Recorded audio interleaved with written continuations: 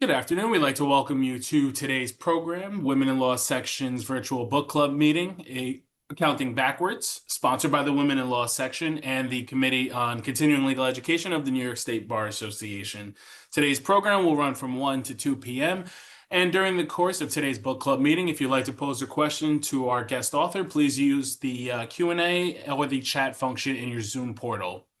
At this time, it's my pleasure to turn it over to former chair of the Women in Law Section, Kimberly Wolfe-Price, to get us started with some opening remarks. Kim?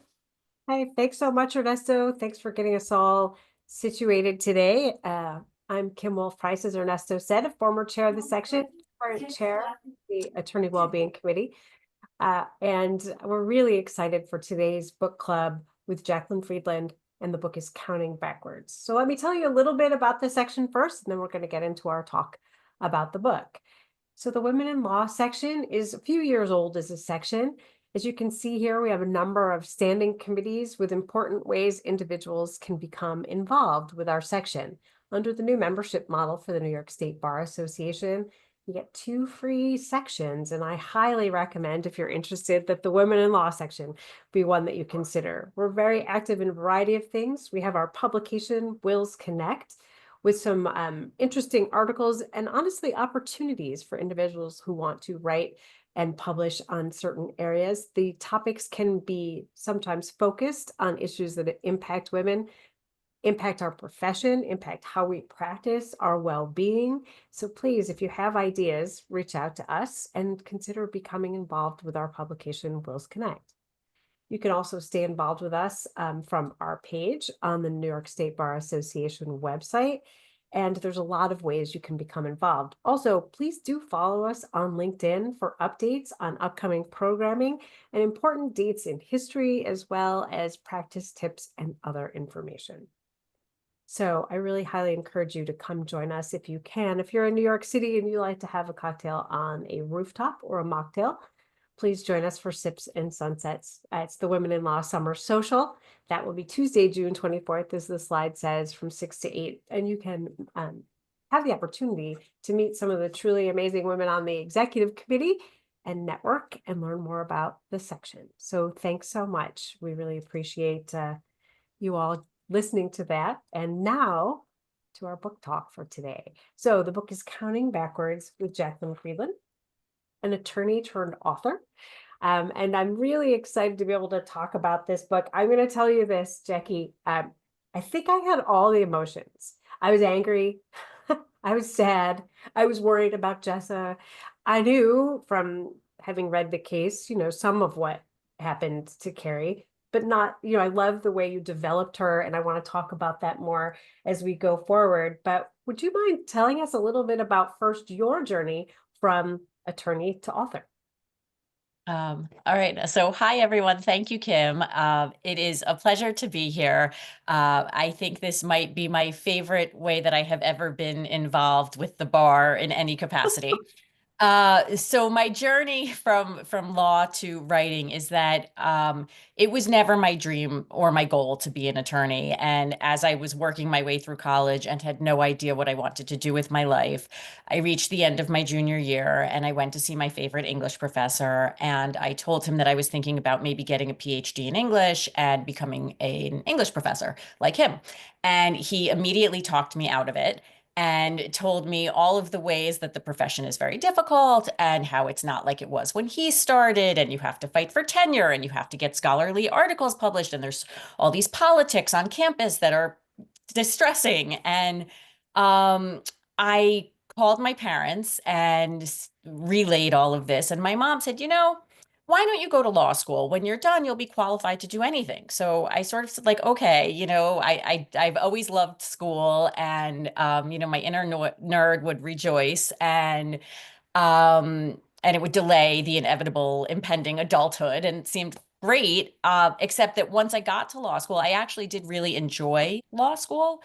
And then those like early interviews started where the firm started coming to campus, and it just made it really easy to like follow this one path. So I did that, and I ended up in a big firm in New York City practicing commercial litigation. And from the minute I got there, I was sort of like, oh, wait, no, this wasn't what I wanted to do.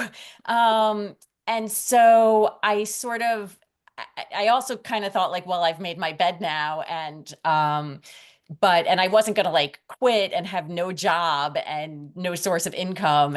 And so I started writing on the side and thinking, maybe if I could get a book published and have this new path that I could then see a way out.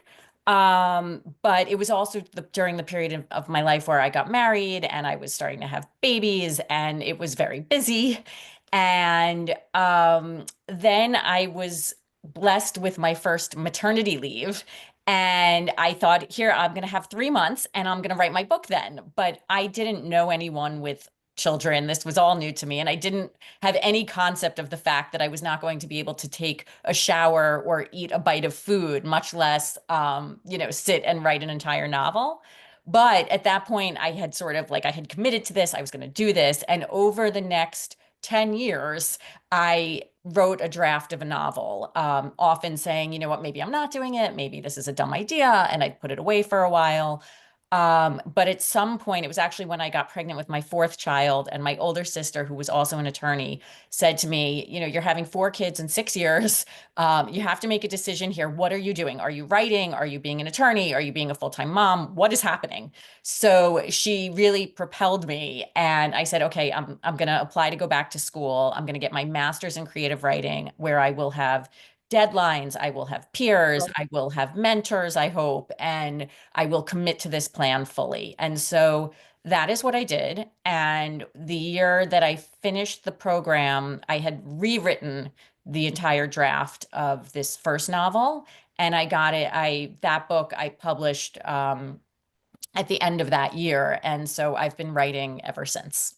That's fantastic. A lot of that story sounds very familiar to me. The English major thinking that she'll get the PhD, being talked out of it, suddenly ending up in OCI at a large firm in New York City. There's a lot of, I think I that have happened. to say one thing that I really did love this English professor. But I think that any job that you want to be good at comes with A, you're going to have to work really hard, and B, there's no job that doesn't have tasks that people would rather not do. Like Right. if somebody had said to me, "Oh, you want to be a writer? Well, you're going to have to post a lot on Instagram and make a fool of yourself, and you're going to have to, it's sort of like managing a small business, and you're going to have to, go to events and do all this public speaking." Like I might have said like, "No, I just want to write the books and forget it. I'll pick something else." But knowing it and living it, I'm very glad to be here. And I think I might have been glad to be an English professor. Who knows? No, it's very true. Like I eventually ended up with a few years in higher ed, and there's a lot of politics and all of that stuff. But you're right. Like everything has a little bit of a task you don't want to do. Well, we're very glad that no one tried to talk you out of the writing books part, and that you went back for that creative writing master's, because this book was fantastic. And I love how you wove in the law in it as well. So for those of you who maybe haven't finished or haven't read it, it is a dual story, right? We get the two timelines, and the timelines of our two heroines, Jessa and Carrie. And I found it really fascinating. You're writing both a historical fiction and a modern at the same time. So can you talk about that decision to sort of do the dual timeline and how you approached that?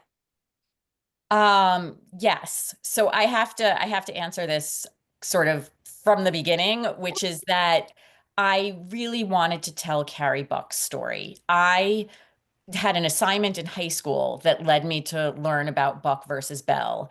And when I learned that a 17-year-old girl had been sterilized against her wishes by our wonderful government and these justices who were regarded as incredible humanitarians, Revered.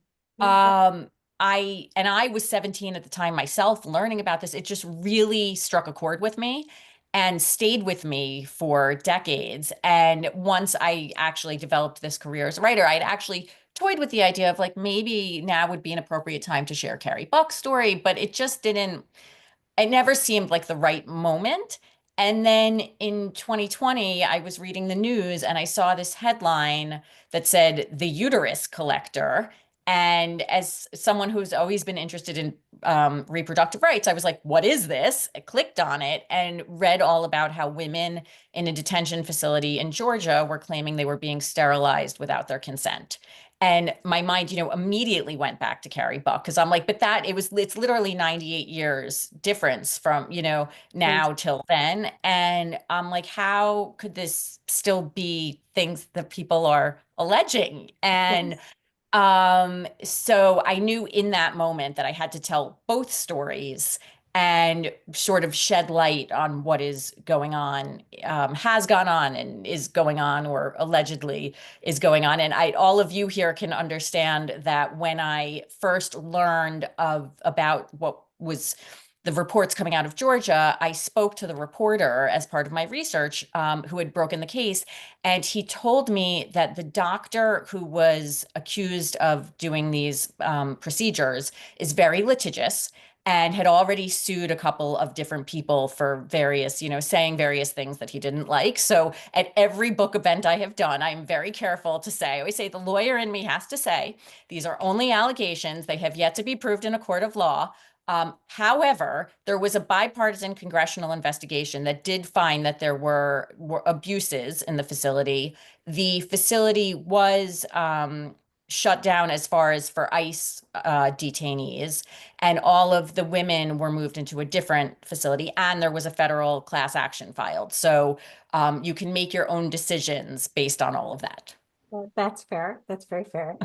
So it is kind of, I mean, first of all, horrific that we're still, talking about these issues, and even, true or not, that a story, right, alleged, not proved in a court of law, but that a headline uterus collector 98 years after Buck v. Bell, that's completely maddening in many ways. And when you found this and you decided to make the parallel story, then you had to come up with your protagonists in both of these. Obviously, you'd want it to be Carrie for the historical piece, but how did you go about recreating, fictionalizing, but creating her world and maybe what she went through? So I think that because I had done all this research on her as a high schooler, I had this, like, a little bit, I was grounded in the story already. Yeah. And I've been living with her in the back of my consciousness for all of these years. And so she's like really a person to me, even though she died in the 1980s. But I really just always had a picture of who she was. And on top of that, a couple of the books that I've published are historical fiction and take place in the South before the Civil War. But I still, the 1920s wasn't so much later. So I still had a good amount of background on what life was like in Virginia, in the period leading up to Carrie Buck's lifetime. So I was able to sort of filter that in fairly easily as well. And then, you have to just imagine what life might have been like for a girl, who had no resources, who was separated from her mother, who was put into foster care, and who was misjudged over and over again, and had no voice and nobody to fight on her behalf. And that Carrie was born out of all of that. Yeah, you do, you start us with her as a child and her mother struggling, so this is generations. And then you reintroduce her mom once Carrie herself is institutionalized. Was that was that an author's choice, or was she ever, like, do you know anything about her mom? Well, what I know about her mom, her mother they were in the same institution. Okay. Her mother was, she struggled financially, and she would put herself on the charity lists, they called it, which was, Yeah. for people needing aid. And all of that is true. And there's differing accounts on what happened to the father of the children, and if it was one father or multiple fathers. So that I had to just, take an educated guess and build a life for her. But I tried to keep it as true to history as I could. And that did actually happen, that they were in the institution together. That I didn't know. That's really, like, tragic and just says a lot about how women often, but then in their particular circumstances, were almost throwaway if they couldn't be, if their value wasn't seen for the society, right? So they were thrown into this institution to just stay there. Yes, and that's what made Carrie this like perfect test case for the eugenics law because, or sorry, the model sterilization law, because they were able to say, well, look, her mother was institutionalized, and here now she's institutionalized, and she has this 6-month-old baby who we can already tell is going to have to be institutionalized later because there were no standards of any sort of diagnosis. I mean, they basically said like something looks off about that child, and Right. that was that. Oh, just wild. So we have Carrie and the setup, and she's rooted in history and the Buckby Bell case. And then you, for our modern day protagonist, to sort of tell the story of something similar to what happened in Georgia, you created Jessa. So what was the process to come up with her?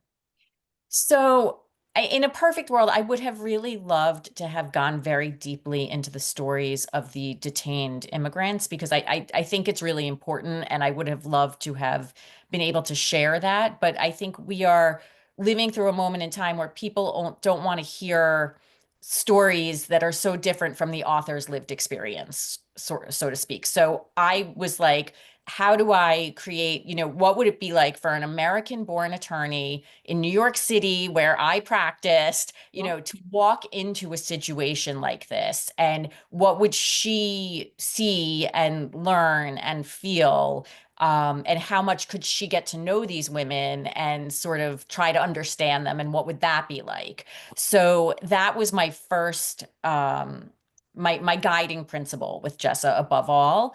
And then I needed to give her issues in her personal life that would drive her to, be particularly focused on fertility issues at the moment, to be an orphan, and so fixated on biological relatives, and to be really driven and sometimes impulsive and sometimes a bad judge of character. And one thing I find that I do is that the more that I can relate to a character, the less generous I am with their personal Oh, qualities. yes. So, I think Jessa becomes like, she's got a lot of flaws.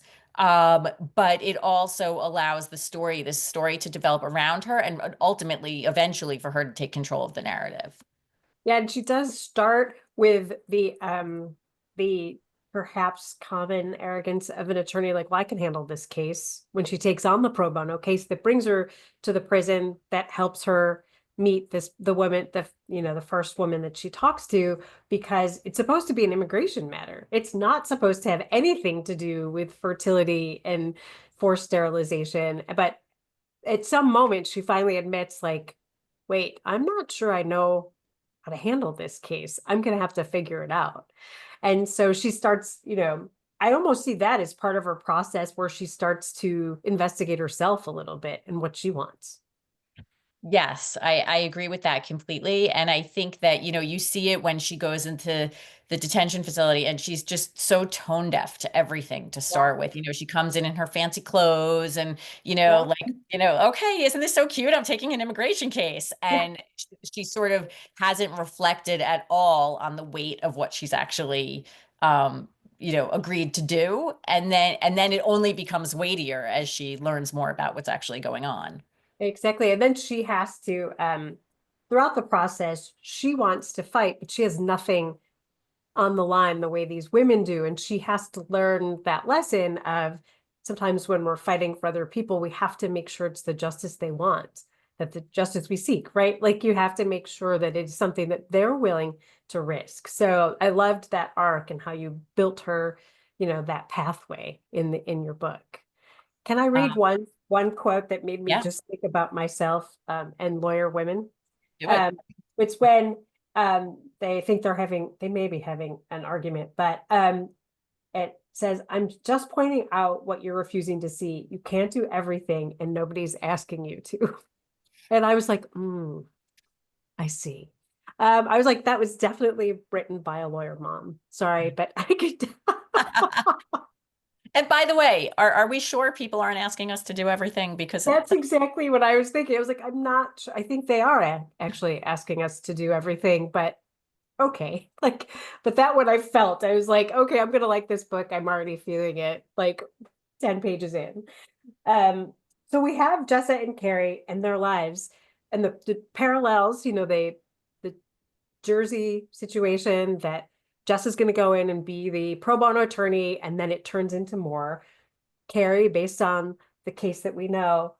And then you tie the two of them together, also related to bloodline and family. So do you want to talk a little bit about that and how you made that choice? I do. So I wanted, as I was plotting out the book at the very beginning, it was important, there has to be some tie Yeah. between Carrie and Jessa. Otherwise, why are they in the same book together? And I think there's this tendency in a lot of these dual timelines to it's always like, oh, it's my great grandmother Yes. was Carrie, except in this situation, that's entirely impossible because Carrie was sterilized. Right. So it sort of opened the door to all these other different ideas that I was like playing with of, maybe Jess is descended from the judge in the courtroom or something. But then I just got to thinking like maybe she's descendant from a bad guy. And because there were a lot of bad guys, to put it simply, um, so, and the eugenics piece of the book, I personally am very fascinated by just the fact that A, this was like such a craze in America. B, the science I actually just find very interesting on a technical level. And then also the fact that this actually had international implications and, went over and made its way to Germany where it was, it's literally like out of a horror movie where the weapon falls into the wrong hands. So I wanted to play with that piece, and I felt that giving Jessa this family tie to the eugenicists would make it a bigger part of the book. And I can say that her great grandfather, Harry Lauderdale, is based on a real person named Harry Laughlin. And I stumbled there because I always forget which is the real one and which is the fake one, because to me they're the same. But Laughlin was the real one. And he ran the eugenics record office on Long Island in Cold Spring Harbor, which I grew up in Syosset. And it was basically, in my backyard, even though I wasn't born yet. But just to when I discovered wait, this was right here. They did this here. Right. It also just really resonated with me. And so that was sort of another tie-in for me. Yeah, and I love that how you I don't maybe it's soften it, or how you her relationship with her grandmother, Jess's relationship with her grandmother is so important to who she is, right? Her grandmother raises her, but they're also very tight. And then her grandmother has kept this a secret from her. And that was also I thought so well done. What made you sort of use that technique? So one of the things that fascinates me as a person and as a writer is sort of how well do we know the closest people in our lives? Like, for example, especially between parents and children, I think about it, how well we think we know our children, how well our parents know us or not, and how on some level we're very different people than the people who are raising us or being raised by us believe. And so there's that aspect. And also, my own relationship with my grandparents was such that like I loved them, I cared about them and spent time with them. But now that they're no longer here, I greatly regret not finding out more about what their lives were like and who they really were. And so I wanted to toy with having a character who gets to know more about her grandparent. And I actually, as I was writing the book, I was almost finished with it. And I was just chatting with a friend who, for some reason, mentioned that she had been watching like a nature show. And they said on the show that humans are the only species where the females live long after their reproductive ability has ceased. And in this show, they said they think it's because of the biological role of the grandmother and how the grandmother can provide wisdom and care and potentially other things that we haven't even realized she's doing yet. And this was once I had already done the thing of Yeah. making the grandmother important in the book, but it really resonated with me and made me feel like, yeah, the grandparent, it's all about the grandmother. And I just think it is like an interesting role because they're a caretaker, but without the same authority as a parent, but with different wisdom, which gives them a different authority. And so that was just an interesting relationship for me to explore.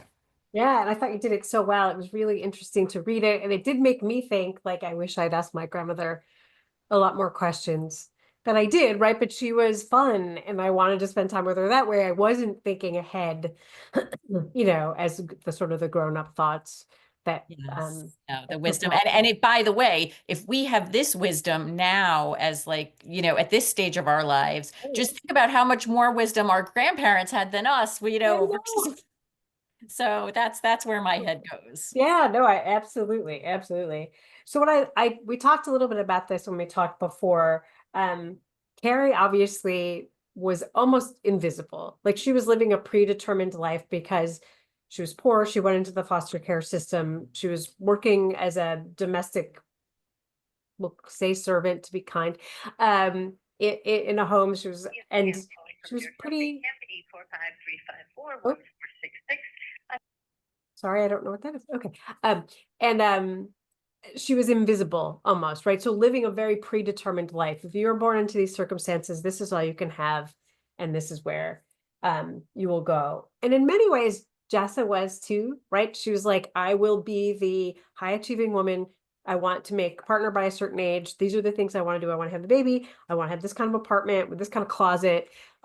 I was jealous of her closet. My New York closets were never that nice. And so, they both were sort of living these predetermined lives almost, or what the society had said, like, this is what you should do. And they both have their discovery. Like you give Carrie that moment too, where she decides to fight for herself and she never has before. And then Justice is separate, of course. But how did you create that for Carrie? Let's start with her, that sort of moment of recognizing, like you had to write that for her and create that world.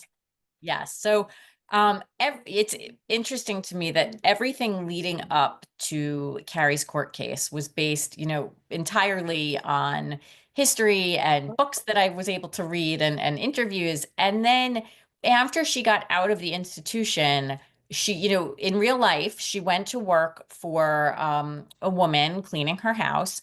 And then she ultimately got married, which is real. And the man she married was much older, and their marriage wasn't that long because he was old and he died after not too long. But that's it. Like that's all the information that's available about Carrie post institution. And so I had to figure out what her life might have been like and how she might have found hope and sort of the will to go on after everything that she had gone through. And I think, the only way to do that for her was to empower her in some way. And so that's what I did. And I let her choose, to try to find love where she could. And also to be able to give advice to younger generations, even if it was not her offspring. Yeah, and I did, and I've mentioned this too before. I love the way you created that relationship with you. You name him Billy in the book, and that her friend who's kind of always seen her in some way, and then they find each other again when Carrie decides that love on her terms, where she can find it, and that she does deserve it. And that was really beautiful. And I don't know how you came up with Billy or wove him in, but it was what I loved about it is that it was all on Carrie's terms. I always feel so sad when I have to tell people that Billy was the only thing I made up really for Carrie. Oh, I know, Uh, but but I felt her story is so sad, and I wanted to give her something, and Billy is that that extra bit of just kindness. And the other thing is that he also, I think, allows the readers to see Carrie through a certain perception, even though you don't ever actually get into Billy's head, just the way that he interacts with her and the things he offers to do, and the fact that he could be so devoted to her. wouldn't happen unless she herself had been a good person in some way. So Yeah, I think that's like, and you create that, you're immediately, because of that, that's another layer where you're rooting for Carrie in a different way and wanting her to see herself like he sees her. So I thought that was great. With Jessa, as a cisgender straight white woman lawyer who lived and practiced in New York City, I was like, wow, so many of her fears, this book seems pretty real. Many of the things she went with, like how to balance it all, how to prove she's the best, what she should be wearing and when she should wear it, fertility issues, all of those things. As you were crafting Jessa, you mentioned earlier that you wanted to make sure, because of Buck v. Bell, that family and fertility and those issues were involved in it. What is there a little bit of composite of life having been a lawyer in New York and knowing women who went through many of these things? absolutely. And I think, obviously we all know that the doctors won't even say there's any fertility struggle until it's been at least a year of trying. But I think so many of us and in New York, like there's this constant pressure to get everything done and get it done on a timeline and be the best. And like, if you say you're going to get pregnant this month, you better get pregnant this month. Right. And if it's not happening the way that you wanted to, and everything else in your life has always like followed this clear trajectory of, I'm going to finish school at this point, I'm going to go to law school, I'm going to get a job at a firm, and suddenly there's this thing that you don't have control over in the same way.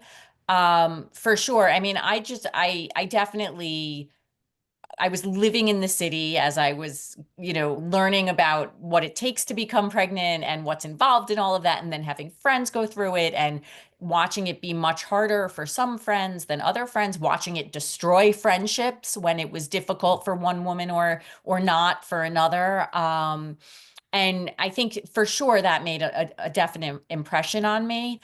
But I also, suppose luckily don't know anyone who lost both her parents and thought that the best way to bring them back would be through her biological children. But it was super important for the story that Jessa needed, like, or believed she needed a biological child so that she could be so um, emotionally invested when she thinks about these women having their uteruses removed.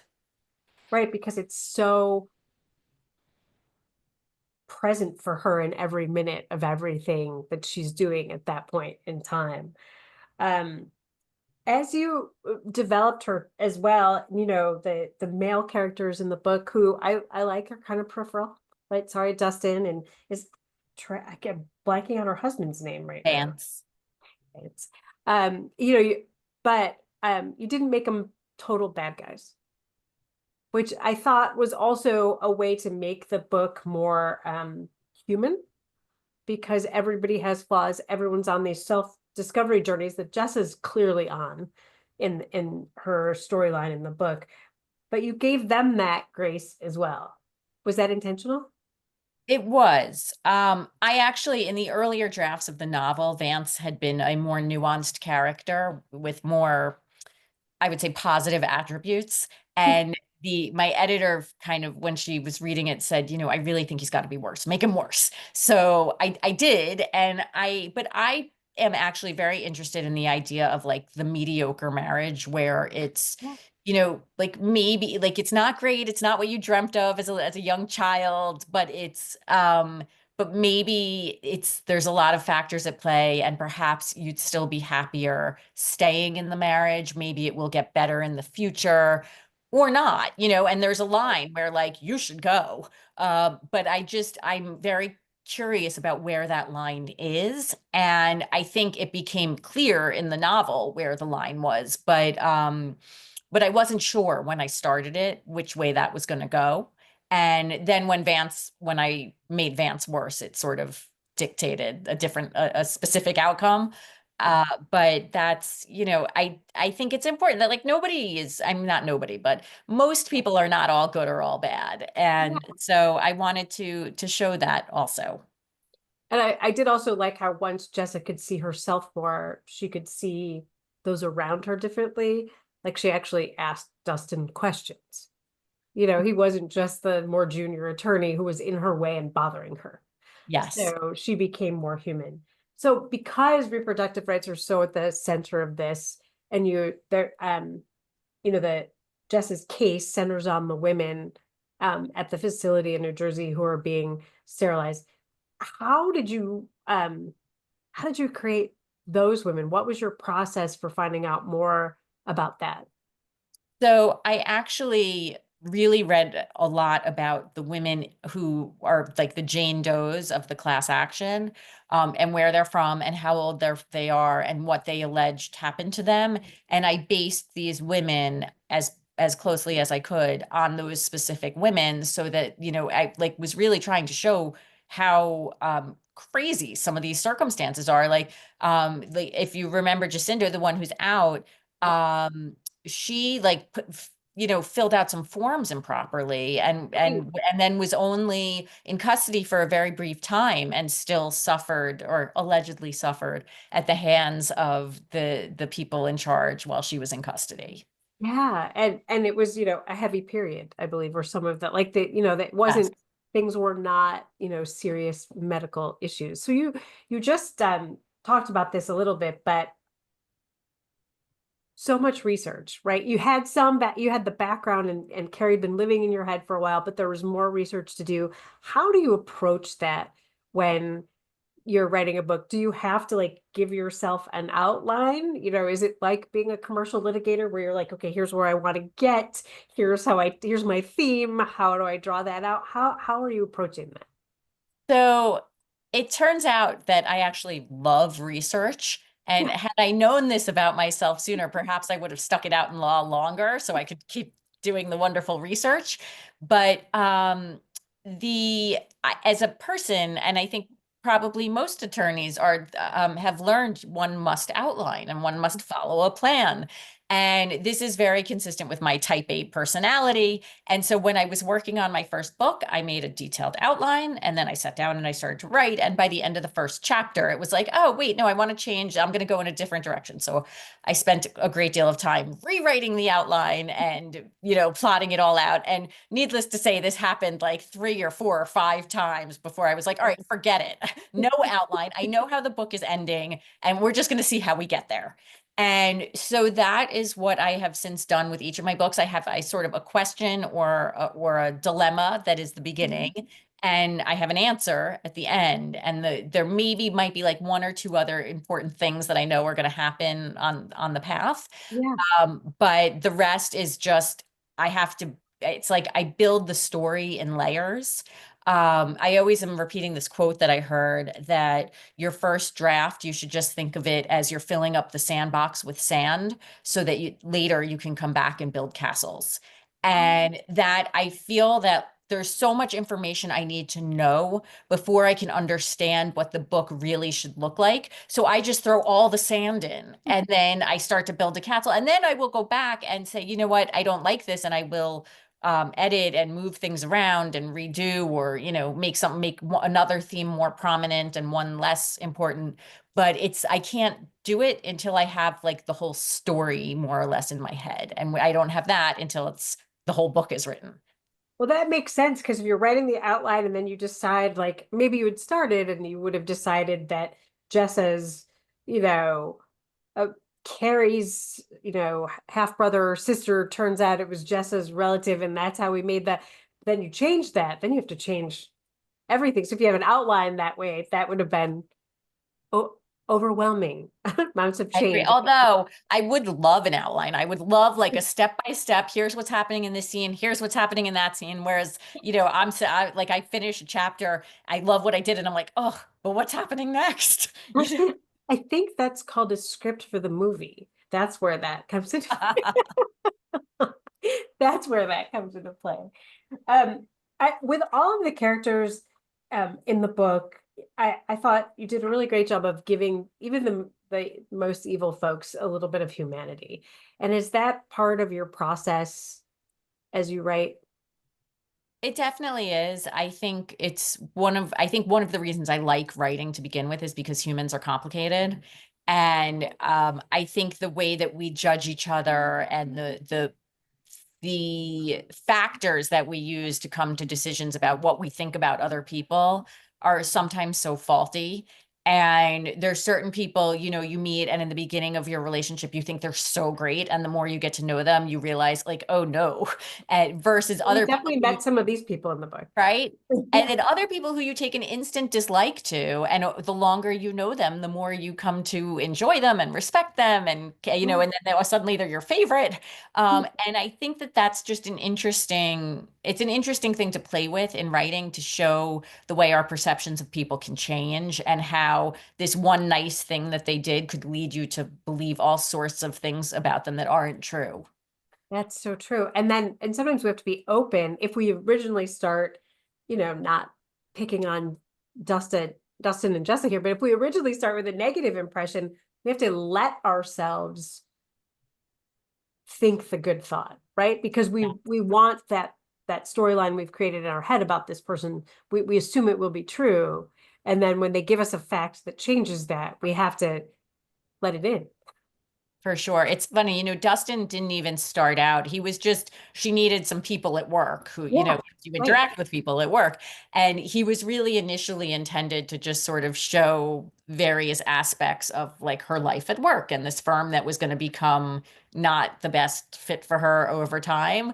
But Dustin, like he forced himself into a role. Like the authors are always saying like sometimes your characters are in charge and they just take over. Dustin was the one who was like, no, I'm here. Give me a part. Like, Where's my scene? I'm ready. yeah. I'm ready. I thought that was great. As I read through this, you know, like found myself obviously cheering for Jessa. But you also did give us parts where when she's interviewing her client and other women, where her lack of I don't know if it's fully a lack of empathy, but understanding of the situation and the risks they have. I felt myself really like wincing, like, oh, she's pushing this. I thought you did a very good job with that. It was very nuanced. How did you sort of come up with, like, you must have gone in knowing I'm going to make her a little too arrogant and a little too sure. Was that some of how you started? Yes. And also I wanted to show that like this case was not at all what you thought it was going to be on so many different levels. I didn't want her to disrespect the wishes of her client too dramatically. That was like the one thing, like I really didn't want to get to just tread too you know, too close there. But I also needed her to sort of get these women to want to help themselves. And I tried to do that also by allowing the women to see her progressing. Like I thought if they could understand that like she was waking up to something and growing and changing, then they could also potentially like grow and change or you know and confront something that they weren't originally planning to do. Yeah, I mean, I think that for some of them, there were so many they've lost something, but then there was so much more on the line because this is immigration case related as well. I mean, when you were when you started to think about writing this book, from the Dobbs decision to what's happening in immigration today, like you could never have predicted that all of this was, I mean, these themes in this book couldn't be more relevant. So it takes a long time from when you sit down to write the book to when the book comes out in the world. And you know, it's about a year of the writing and then another like year and a half of the business end of it and actually getting it out. And when I started it, it was shortly after all of the news about like with the southern border and the separating families and all those, you know, people saying there's cages, all of that. And I figured by the time the book came out, hopefully we'd have made progress and immigration wasn't going to be such a big issue. And it's like literally the top headline every day. And but it's almost, you know, I think I almost might have backed away had I known. Yes. But, you know, another Okay. situation where warning wouldn't necessarily have been the best thing. Right. Right. So, right. Because you wouldn't maybe not have gone ahead if you'd known what Mhm. was happening. So are you in the process of your next? book? I am. This book, when it sold, it was my first 2-book deal. So the second book, the publisher just sort of says, it's due in a year, give us whatever you've got. So I just this week sent off the finished draft to my agent to send to the publisher. It's a story about, I'm still trying to decide how to describe it, but it's about two women at vastly different stages of life. One is a D1 college athlete, a swimmer, and the other is the mother of an autistic teenager. And it's sort of the story about how the athlete is crumbling under the weight of everything that is expected of her. And this teenager becomes the most unlikely salvation and the hero of the story for her. And somebody recently asked me if I was going to be writing a sequel to Counting Backwards, and I said definitely no. And this book is, completely unrelated to it. However, I do think I realized after the fact that it's almost like an answer to Counting Backwards, because instead of a story about a kid with disabilities who is sidelined or, made like a footnote, he's actually the hero of the story. So, Yeah. and I feel happy to have empowered him and given him that role. That's fantastic. And congratulations on sending that off. I know Thank you. that is It's like I'm never going to get it done in time, but I somehow managed that would to. happen. And I don't, I read Buck v. Bell in my disability rights class, and so looked at it from, that was a long time ago in law school, but we looked at it from that perspective, right? Like, and obviously a huge part of it is women's rights. And women's body autonomy, and why women are thought of as sort of disposable or commodities, or however, whatever negative but truthful sort of way we can state that. So I thought you handled that in the book, not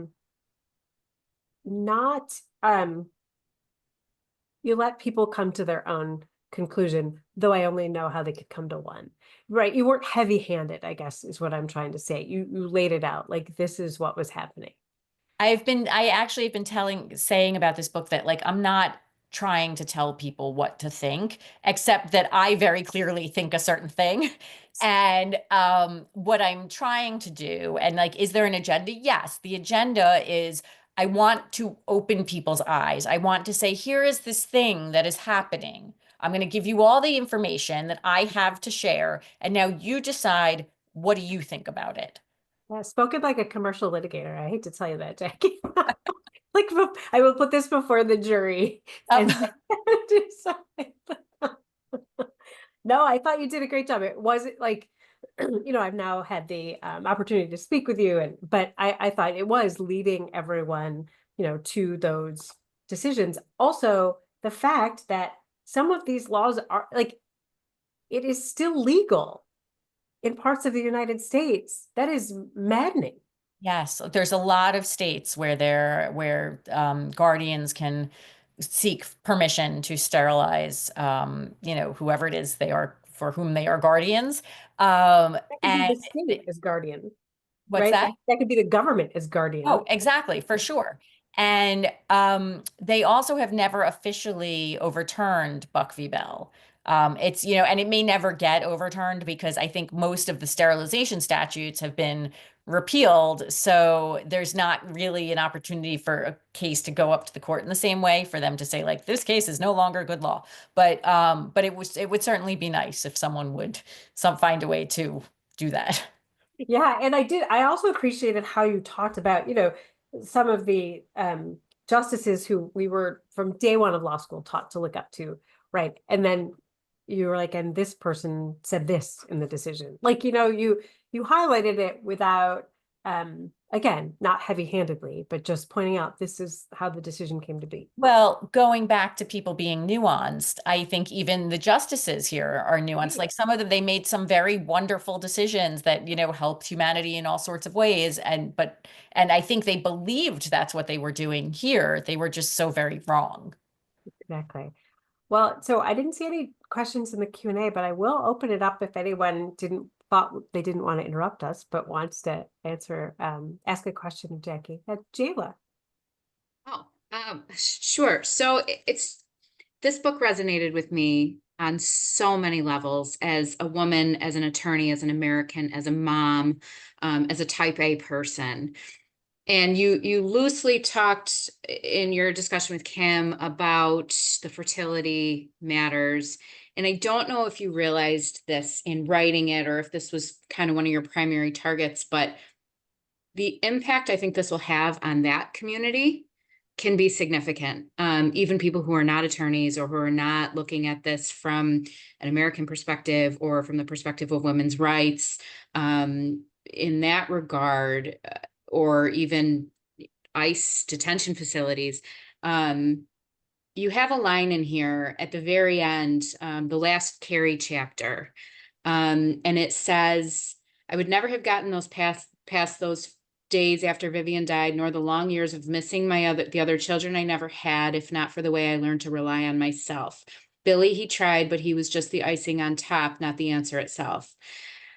That was so significant to me. I did not struggle with fertility issues, but I did lose a child when he was 7 weeks old. And the power that you give to the reader and to Jessa to forgive herself for certain things, and acknowledging, I mean, Jessa talks about how she blames herself for what happens to her parents, and logically she knows that it wasn't her fault, but it's something she can't help but feel. I just thought that that was so incredibly powerful. And then naming the baby Vivian had me nearly in tears.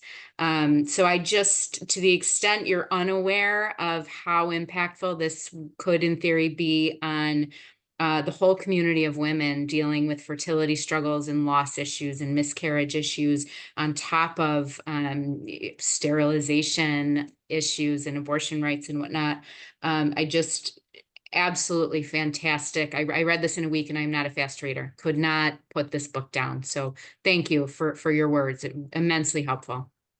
Well, thank you for your beautiful words. It's really, I mean, you know, this is why I write, to hear people say that the book meant something to them and helped them in some way. So thank you for that. And I also have to tell you that your last name, the guy who is like the ultimate scholar on Carrie Buck, who's still living, his name is Paul Lombardo. So maybe there's I some read connection there. I read your notes. I always read the acknowledgments. I read the editor's notes. I read everything all the way through, because there's always little tidbits that you get. And so I was able to see how much of Carrie's story was true and whatnot. And I actually did note that. So, you know, maybe I do intend to read more about this. I had not read the case of Carrie Buck. It has not come across my life in any way. But I did immediately go on Lexis and pull the case and read the words of Oliver Wendell Holmes, because I was just in complete shock, and read and reread what he actually wrote. Because you did draw a parallel with, you know, I took some liberties with what the judge said and what Harry had said. And I wanted to really read that and see, is this what the judge in our actual history said, or was this a liberty that the author took? And I sat there dumbfounded. It really is shocking.